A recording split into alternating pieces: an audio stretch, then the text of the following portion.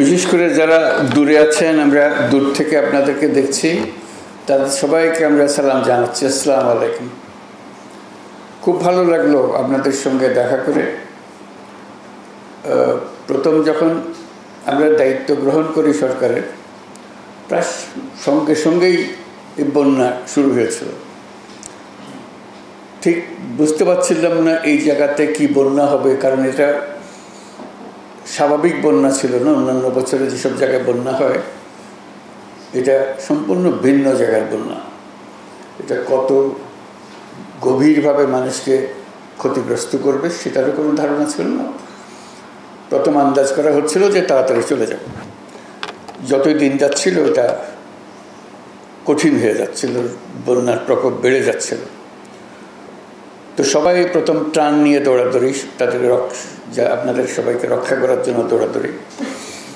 সারা দেশে সবাই ঝাঁপিয়ে পড়েছিল সাহায্যের জন্য। এটা যে কত বড় বন্যা ছিল এটা বুঝতে পেরেছি বন্যা চলে যাওয়ার অনেক পরে।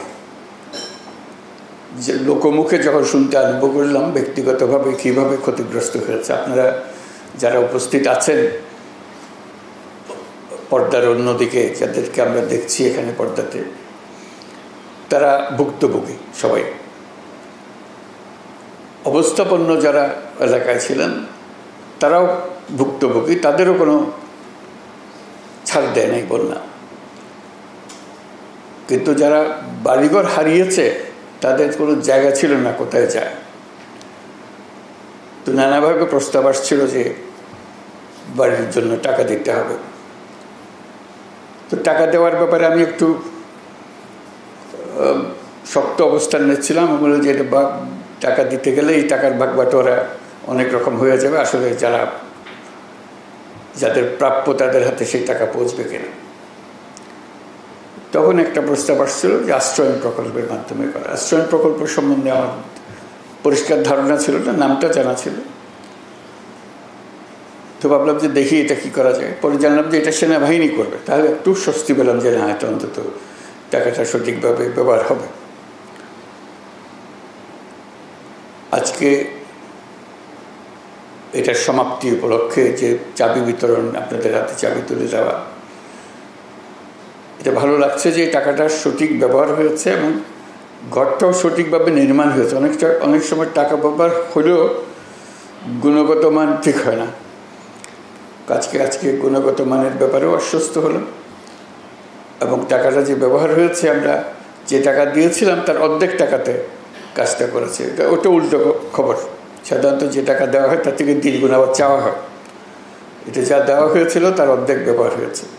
এই অর্ধেক টাকাতেই 300 ঘর তৈরি হয়েছে। এটাও একটা আনন্দের খবর। আমরা সেনাবাহিনীর যারা কাজে নিয়োজিত ছিলেন, এটা স্বাভাবিক পরিস্থিতিতে গৃহ নির্মাণ ছিল না, অস্বাভাবিক পরিস্থিতিতে গৃহ নির্মাণ ছিল। এটা বিশেষ আলোচনার বিষয় যে এর মধ্যেও গুণগত মান ঠিক রাখা, জিনিসপত্র হাজির করা। ঘর নির্মাণ করতে হলে তো অনেক জিনিসের সমাবেশ করতে হয়। এটাও কঠিন ছিল। রাস্তাঘাট বন্ধ ছিল, চলতে পারছে না, ব্রিজ ভেঙে গেছে, রাস্তাঘাট ভেঙে গেছে, এর মধ্যেই কাজটা করতে হয়েছে। আজকে যে ছবিগুলো দেখলাম তাতেও ভালো লাগলো, যেটা সুন্দর বাড়ি হয়েছে।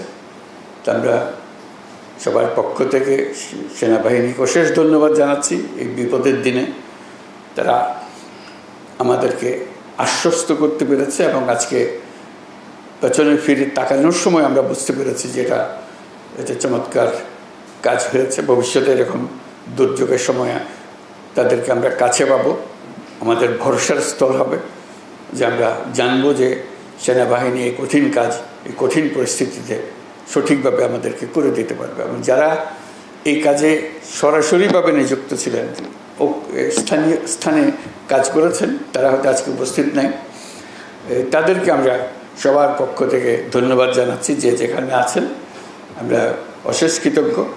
এই দুর্যোগের দিনে আপনারা সামনে এগিয়ে এসেছিলেন এবং সুন্দরভাবে এই বাড়ি নির্মাণ করে দিয়েছেন। তো কাজে এটা একটা ছোট্ট প্রকল্প, 300টি ঘর নির্মাণ, কিন্তু এর মাধ্যমে আমরা আমাদের যে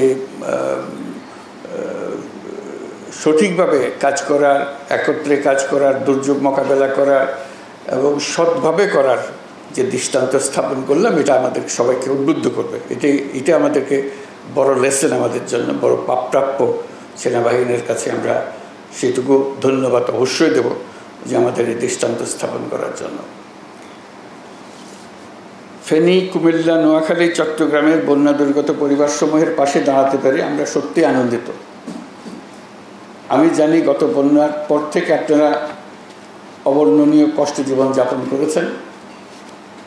দেশের সরকার হিসেবে এই দুঃসময়ে আমাদের পাশে থাকা, আপনাদের পাশে থাকা আমাদের নৈতিক দায়িত্ব, মানবিক দায়িত্ব ছিল।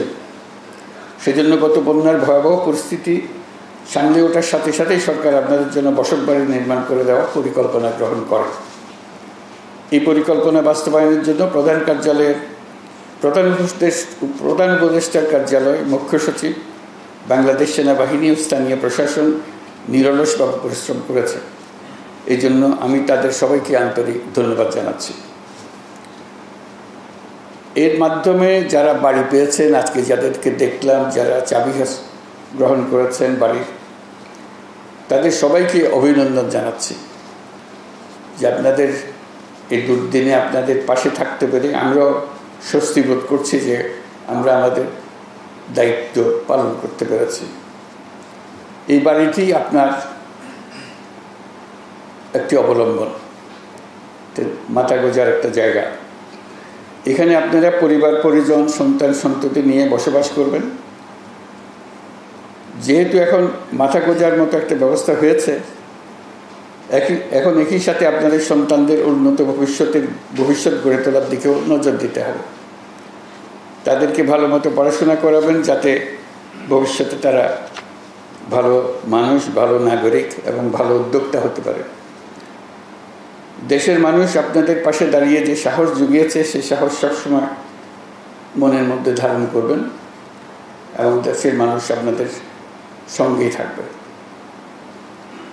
এই সহমর্মিতা দেশের সকল মানুষের মধ্যে এবং সকল প্রজন্মের মধ্যে ছড়িয়ে পড়লেই আমরা একটা সাহসী এবং স্বনির্ভর জাতি হিসেবে গড়ে উঠতে পারব। আপনাদের সকলের জন্য শুভেচ্ছা জানাচ্ছি এবং সেনাবাহিনীর সব কর্মীদের যারা এই কাজে যুক্ত ছিলেন তাদের কাছে বিশেষভাবে কৃতজ্ঞতা জানাচ্ছি।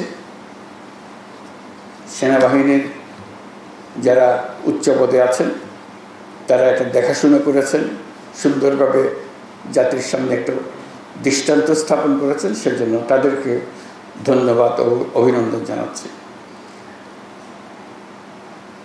এই প্রকল্প বাস্তবায়নের জন্য নিয়োজিত জেলা প্রশাসনকে, সেনাবাহিনীর 24 ও 33 পদাতিক ডিভিশনের সবাইকে আন্তরিক ধন্যবাদ জানাচ্ছি।